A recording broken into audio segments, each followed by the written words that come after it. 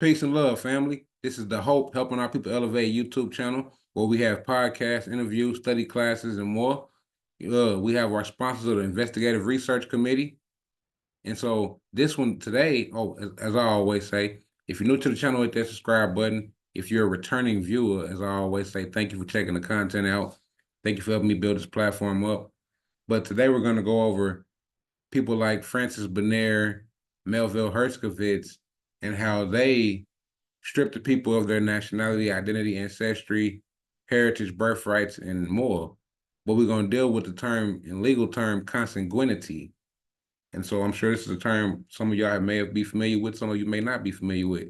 But without holding y'all, we're going to jump straight into it like always. So peace and love, family. On behalf of Akuno Senko for Bay, you know what I'm saying? Jay, where you at? We're trying to help our people elevate. Hope. H-O-P-E. We're giving them hope. We doing what we gotta do, you know.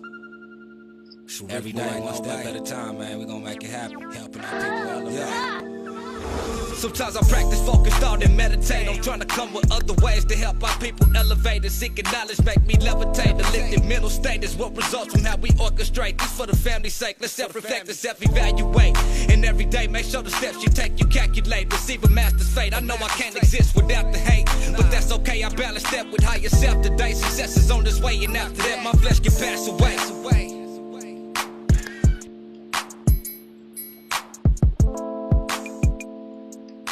So as I was saying, we're going to talk about the consanguineous applications of nationality. I'm going to give you the breakdowns of the word consanguinity and how it applies in law. And so we're going to talk about nationality and consanguinity, Francois Bernier's impact on modern thought. But I'm going to also touch up a little bit of Melville Herskovitz as well. So the manipulation of reality is the manipulation of words. Those who control the language control those who must use it.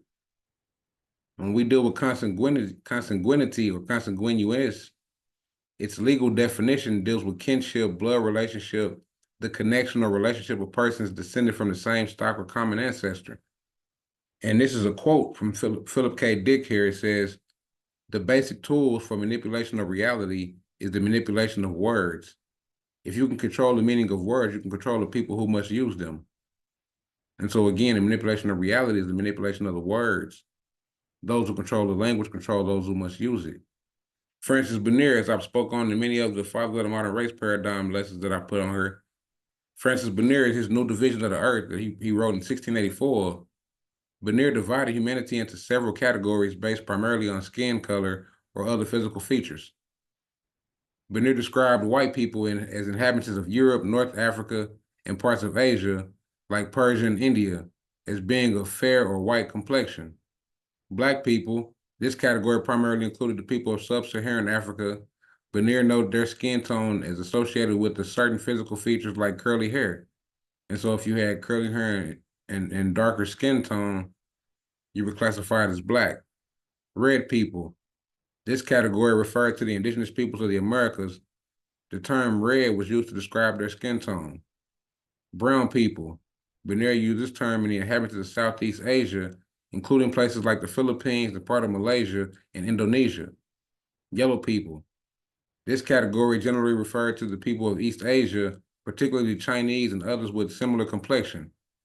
And again, if you've studied enough, you know that all around the globe there were dark-skinned people, but this was his way of stripping those people of their consanguinity, of their ancestry, identity, their nationality, their rights, etc. Francois Bernier was a French physician and traveler who was often credited with being one of the first to categorize humans into distinct races based on physical characteristics. He was one of the first, which he really is the first. His work, particularly his essay, Nouvelle Division de la Terre par les différentes espèces ou races que inhabitants, published in 1684, laid the groundwork for racial classifications that would later influence the development of racial theories. And so he was the one that came with the whole concept of race. Before 1684, no people saw themselves as black, white, yellow, red, brown, etc. You only have one race, and that's the human race. And each family in that human race is made of different nationalities or different nations that make up the nationalities of those people. And so for Europeans to travel and be able to take over, they had to strip those people of that identity. And by doing so, he labeled those people crayon colors. When we deal with consanguinity, we talking about the person, the parents, their grandparents, great-grandparents, and great-great-grandparents, and et cetera, so far and so forth. We're talking about their children, the brothers and sisters, the uncles and aunts, the great uncles and aunts, great grand uncles and aunts, and so forth.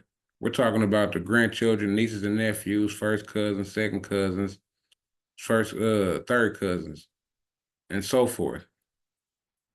And so the burial of consanguinity refers to the practice of burying individuals who were solely related by blood in the same or in adjacent graves. This concept can also reflect cultural or legal prohibition against close kin marrying, which historically was believed to protect genetic health and social order. The idea stems from the concerns over the effect of and the needs to maintain clear lines of descent and inheritance. Bernier's ideas on consanguinity. The concept of people being related by blood were part of his broader attempt to categorize human beings into different races based on physical characteristics. In his 1684 essay, A New Division of the Earth by Different Species or Races of Men, Bernier divided humanity into 4 or 5 groups, primarily based on physical appearance and geographical location. He linked physical characteristics such as skin color to different regions, implying that their traits were intrinsic and unchangeable, which laid the groundwork for the later development of racial theories. Again, this is the man who came with the concept of race, or people being brown, black, white, red, and crayon colors. Bernier's racial division served to justify European colonialism and the subjugation of non-European peoples. By classifying people based on supposed inherited differences, he contributed to the idea that some groups were naturally superior to others. This ideological framework was used to legitimize the displacement of indigenous people from their lands, the exploitation of their resources, and the imposition of European rule. So again, this is based on subjugation, conquest, and colonization. His work amplifies how pseudo-scientific theories of race were employed to rationalize the division and conquest of peoples, reinforcing the power dynamic of European colonial empires. The categorization of people based on consanguinity and physical traits was a precursor to the more developed racial theories of the 18th and 19th centuries, which had profound and lasting impact on global history, particularly in terms of colonialism, slavery, and racial discrimination. And so the whole concept of the thought process of what color is he? What color is she? Was it a black male? Was it a white male? Who did it? Oh, 911, we got a black male, white male. Where did this concept come from? Where did the concept of people calling people or thinking that people were crayons or colors come from? It came from Francois Bernier, and later on I'll go into Carlos Linnaeus, Johann Friedrich Blumenbach, Alex Hardlicka, Melville Herskovitz, Walter Plecker. There were many others, but I'm gonna just touch on these two in this one. So we go into Melville Jean Herskovitz, African and African American Studies. So Melville Herskovitz was the father of African American Studies. In all the schools where they have African Studies or African American Studies, this is the man who came with the concept. This is the man who was the father of those teachings, of those classes, in all the universities and all the schools. And so Melville Herskovitz was an American anthropologist. He is best known for his work on African cultures and the African diaspora, arguing African Americans retain significant elements of African heritage. So he's one of the few that came with the all so-called black people. See, Francois Bernier, black people, Melville Herskovitz, come from Africa. These were Europeans through subjugation, colonization, and conquest who reclassified the indigenous people and told them this is where they came from and this is their story. So one, African culture continuity. Herskovitz research highlighted how African culture, practices, beliefs, and social structure persisted in African American communities. His book, The Myth of Negro Past, in 1941, argued against the idea that African Americans had completely lost their cultural heritage due to slavery. Two, cultural relativism. Herskovitz was a strong proponent of cultural relativism, the idea that culture should be understood on their own terms rather than judged against the standards of another culture.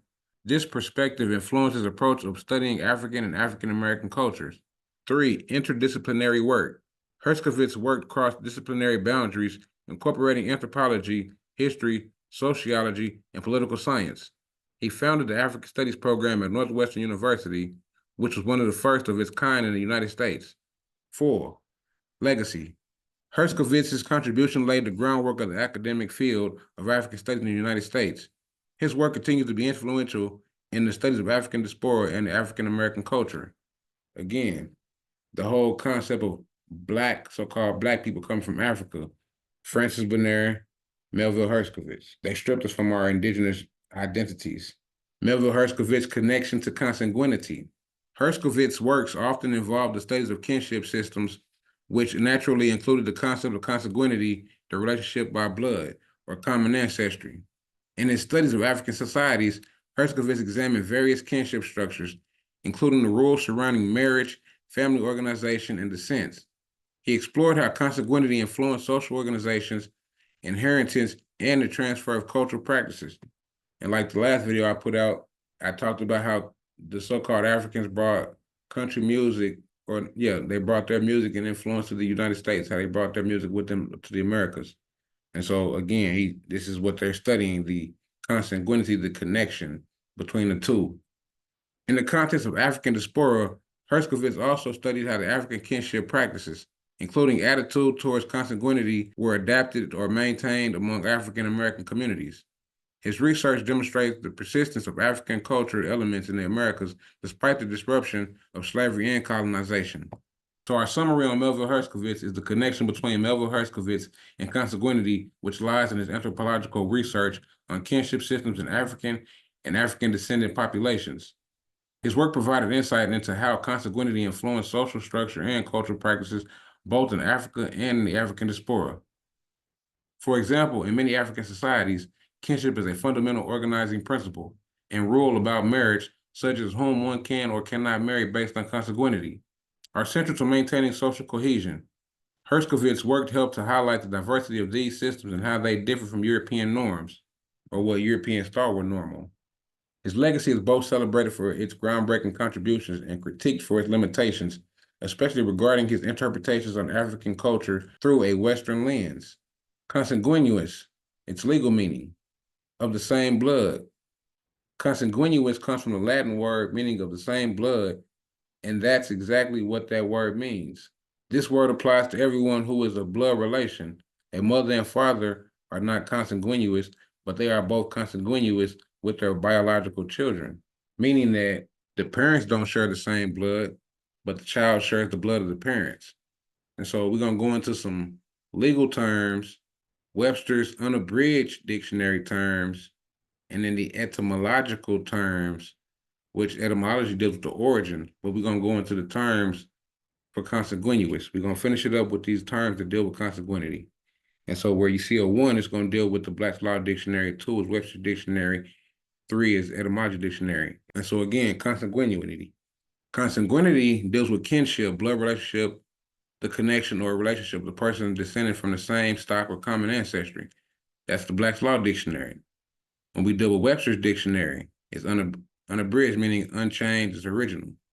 The quality or state of being consanguineous. So dealing with blood, you know what I'm saying, family. We deal with this etymology, kinship by common descent of the same blood. And so when we deal with consanguinity, we talking about bloodline. We're talking about, like I said, inheritance, ancestry, genealogy, ancestry, descent. You know, who do you come from? Who are you? Black and white are not people. There's no such people. There's no such people as black, white, red, yellow, brown. I just showed you Francois Bernier, who came with the concepts, and Melville Herskovits, who displaced the indigenous people and said that they all came from Africa. If you want, let me know. I'll give you the story on Alex Hartalika and how he changed the picture from dark-skinned indigenous people to the pale-skinned people that we see today of East Asia and Palestine descent, or Pakistan descent. I apologize, but yeah. Let me know if y'all want that video, and I'll drop the video on that. So again, we're talking about genealogy. The summary history or table of a family showing how the persons they're named are connected together. And so let's just say your last name is Johnson, because your mother gives you your father's last name, so you know who your cousins are, your aunts, uncles, grandparents, etc. Vice versa, mom's last name is Jones, we'll say, and you know who all those people are in your family. So this is the genealogy of that family tree. And so we're talking about the legal definition, but it's Webster's definition is the account of the descendant of a person, family, or group from an ancestry or from older forms. So, and then we're talking about its etymological definition, the kinship by common descent. So when we talk about ancestry, we're talking about one from whom a person lineage descended or may be descended. So when we talk about ancestry, we're talking about your line of descent, lineage, honorable, noble, aristocratic descent. We're talking about a series of line of ancestors, descend from the ancestors. We're talking about from one home person, your home person lineage descended from.